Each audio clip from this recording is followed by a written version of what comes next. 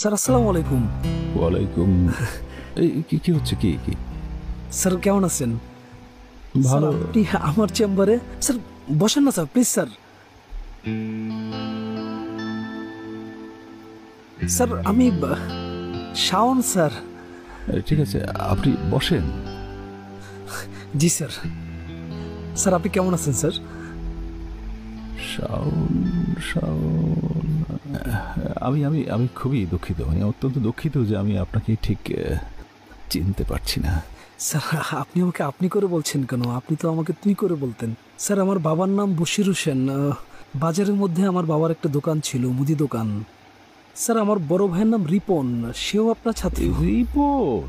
রিপন আর ছোট ভাই তুমি? শাওন? জি স্যার।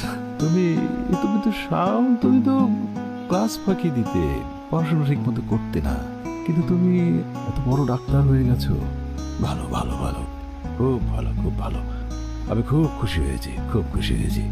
একজন শিক্ষক হিসেবে আমার বুকটা একেবারে ভরে গেছে। খুব ভালো, খুব ভালো। স্যার আমার আজকে ডাক্তার হওয়ার পেছনে কিন্তু স্যার আপনার অবদানই সবচেয়ে বেশি। আমি ঠিক স্যার আসলে আপনার নিশ্চয়ই মনে আছে যে আমরা যখন ক্লাস 5-এ পড়ি, তখন আমাদের সহপাঠী বন্ধু সোহেল, তার একটি কলম হারানো যায়। তো সে যখন ব্যাপারটি নিয়ে আপনার কাছে নালিশ করলো, তখন আপনি শুরুতেই সোহেলের ব্যাগটি চেক করলেন। আপনি যখন ব্যাগটিতে কলম পেলেন না, তখন আপনি সবার উদ্দেশ্যে বললেন যে তোমাদের বন্ধুর কলম নিয়ে যদি তোমরা কেউ দুষ্টামি করে থাকো, কলমটা দিয়ে দাও। কিন্তু কেউই স্বীকার করলো না। দেন আপনি শক্তভাবে বললেন যে আমি এখন সবাইকে চেক করব এবং সবাই চোখ বন্ধ করে আমার সামনে আসবে। সবাই একে একে যাচ্ছে, আর তখনই আমার ভেতরটা হুট করে নাড়া দিয়ে উঠল যে আপনি তারপর আমাকে কি শাস্তি দেবেন। আমার বন্ধুরা আমাকে সবাই চোর চোর বলে ডাকবে, উপহাস করবে। আচ্ছা আমি আমার বাবা মার সামনে কি করে দাঁড়াবো? তার মধ্যে আমার পালা। স্যার আমি অনুভব করলাম কলমটা বের হচ্ছে, সাথে সাথে আমার জানটাও বের হয়ে যাচ্ছে। কিন্তু স্যার আশ্চর্যের বিষয়, আপনি আমাকে কিছুই বললেন না। কেন বললেন না সেটা কিন্তু স্যার আমি আসলে আজও বুঝে উঠতে পারিনি। কিন্তু স্যার তার চেয়েও অবাক করার বিষয় ছিল, কলমটা বের করার পরেও আপনি আমার পরবর্তীতে যারা চেক করার বাকি ছিল তাদেরকে চেক করলেন। কেন করলেন আসলে স্যার আমি আজও বুঝতে পারিনি।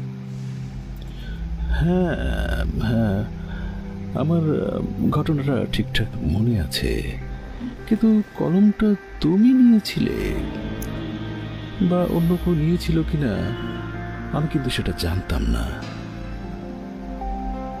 তার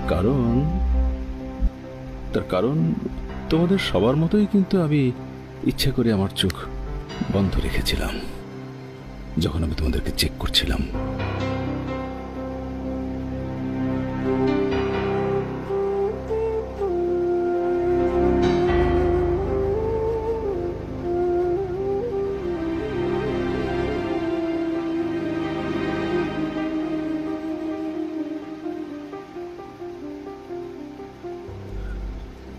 কারণ আমি চাইনি যে একজন শিক্ষক হিসেবে আমার কোনো ছাত্র আমার সামনে চোর সাব্যস্ত হোক। আমি চাইনি।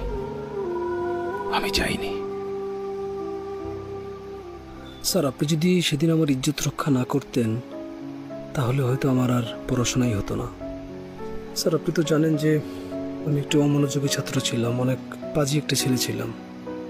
স্যার আমি সেদিন থেকে সিদ্ধান্ত নিই যে আমি আর কোনো অন্যায় কাজ করব না। তারপর থেকে স্যার আপনার প্রতি আমার একটা অদ্ভুত শ্রদ্ধা, ভালোবাসা, ভালো লাগা কাজ করতে শুরু করলো।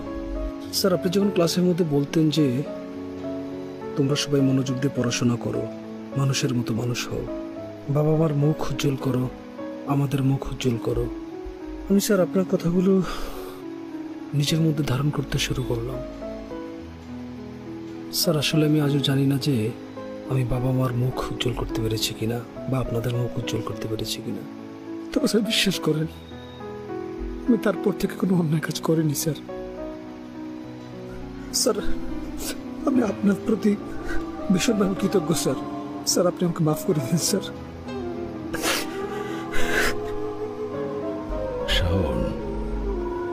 তুমি শুধু তোমার বাবা মার মুখে উজ্জ্বল করনি,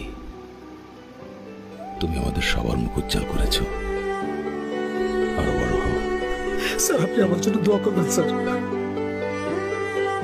শিক্ষক তাদের ভালোবাসা দিয়ে আমাদের মানুষের মতো মানুষ করেছেন।